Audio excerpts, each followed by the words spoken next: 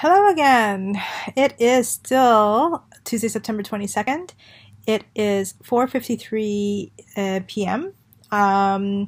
It's actually been quite a eventful day. There's been a lot going on today, and a couple of things I think that's worth noting, and I just want to make sure to record it. Is that I had my psychotherapy appointment with my therapist, um, who's amazing. I'm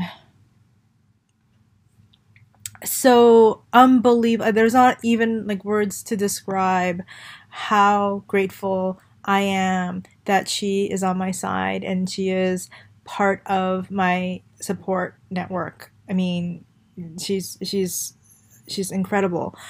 And it again, like, it just reiterates, or it just reinforces that what I was saying in the last video of like how fortunate, how incredibly fortunate I feel that this is that the support and the folks that I have around me as I'm going through this particular journey are people who are responsive, they care, they're smart, they're human. But human, real humans, caring humans.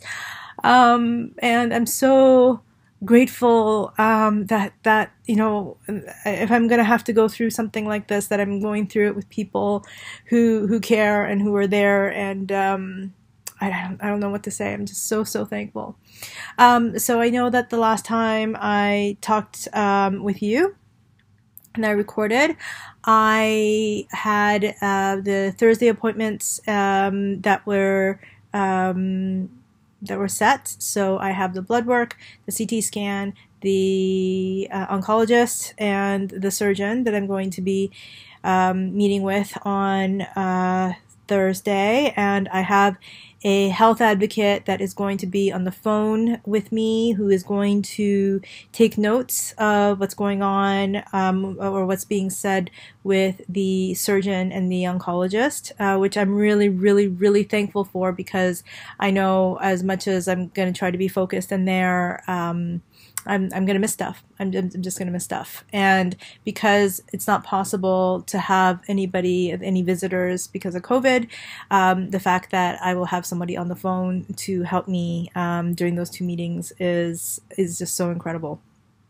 So that's a new development that I'm super happy about. And the other development that I didn't see coming, I just thought, okay, like, this is the thing. Like, I'm going to be going to this thing on Thursday, and then I'm going to have to find out what goes on from there. And whether it's from the CT scan or what the oncologist and the surgeon is going to say. I mean, that's still going to be everything. But I thought that was going to be it until Thursday. Then I got another call, probably again about an hour ago, from a gastroenterologist. I'm probably not. So the office of the gastroenterologist at Toronto General.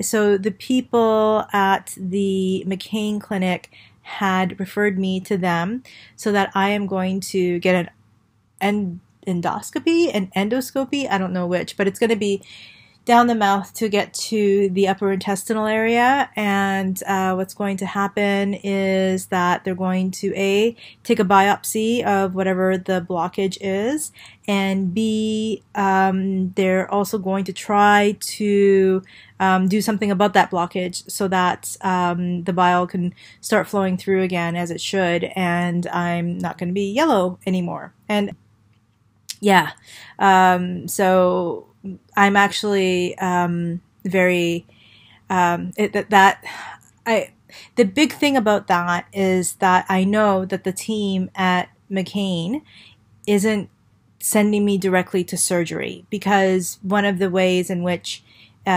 the pancreatic cancer is often diagnosed is actually through surgery. They do go in, they open up, and that's how they generally, from my understanding, biopsy masses in the pancreas.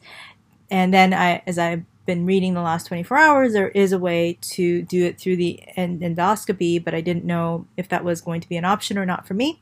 And it turns out that it seems to be like it's going to be. So I'm super pleased that at the very least, the first step isn't going to be surgery. It's actually going to be a little bit invasive, because it's going to be like I'm going to be sedated, general anesthesia from my understanding, and Joe is going to be dropping me off and picking me up on Monday, so I'm happy for that.